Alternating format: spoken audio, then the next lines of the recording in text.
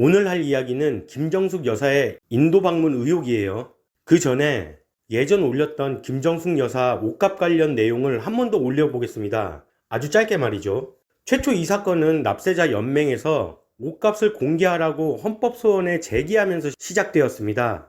그래서 법원에서는 특활비를 공개하라는 판결을 냈죠. 이에 당시 문재인 정권은 항소를 했습니다. 그 전에 세부내역 없이 특활비를 공개했었습니다. 연평균 96억이라고 역대 정부 중 최저니 뭐니 자화자찬했어요. 근데 밝혀지기를 안보비란 이름으로 일부를 바꿔 사용했더랬습니다. 자그마치 금액이 107억 증액이 됐죠. 요게 합치면 국정원 예산은 36% 뛰었고 업무 추진비도 41% 뛴 거죠. 자, 이런 상황에서 옷값 공개 거부 이유로 안보 문제를 얘기한 겁니다. 아니, 이게 안보 문제면 USB엔 뭘 담아준 거야? 이것도 비공개로 판결났잖아. 옷값이 기밀이라고 하자 옷을 임기 후 다 반납하라 했죠. 아니, 반납한 것도 있겠지, 대여니까. 반납 안 한 것도 있지 않느냐 하니까 또 카드로 샀다고 실드 쳤습니다. 그럼 카드 내역 공개하라고 하니까 개인 카드라 개인 정보여서 안 된다 하고는, 근데 기밀이라며 개인 카드로 기밀을 왜 해? 이러니까 사비 현찰로 샀다고 하고, 왜 현금으로 사냐니까 명인에 대한 예우라고 하고, 이러니 현금 탈세 의혹도 받게 됩니다. 자, 그럼 이제 문다혜 씨가 청와대 직원들과 현금 거래한 이유가 왜 이상한지 좀 감이 옵니까?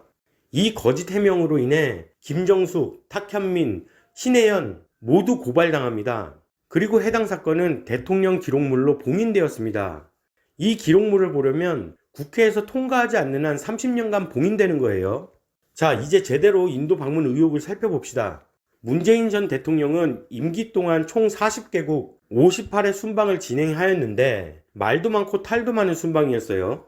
우선 문재인 전 대통령의 체코 비공식 경유 방문이 있었습니다. 이게 왜 문제냐? 당시 체코 대통령이 부재 중이었던 거죠. 그리고는 이 체코에 있는 프라하를 방문했다는 겁니다. 그래서 이때부터 이런 말이 나오기 시작했는데, 김정숙 여사의 버킷리스트 방문이더라 하는 거죠.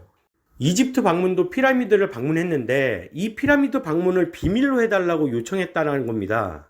호주에 가서는 종전선언하고, 더구나 코로나 시국인 2020년에 못 간 해외 순방이 21년에 10번, 22년에 3번 갔는데 그때 비난의 목소리가 많았습니다. 문정부는 다음 정부에게 부담이 될까봐 갔다는데 그렇게 걱정이 되면 검수한방이나 하지 말지. 아무튼 그렇게 다니면서 북한 하던 문재인은 북한 인권 결의안 공동제안국은 불참했죠. 대통령이 가지 않은 인도 방문을 김정숙이 갔다는 겁니다. 그것도 김정숙이 영부인 단독 외교론 처음이라고 또 거짓말했죠. 인도 정부는 문체부 장관이 와달라고 요청을 했고 착공식 환영 현판에 김정숙 여사의 이름이 없었다는 거죠. 당시 배현진 의원은 외교부에 연락해서 인도 정부에 김정숙 여사 초청은 없었고 문정부 쪽에서 셀프 초청을 요청했다는 겁니다.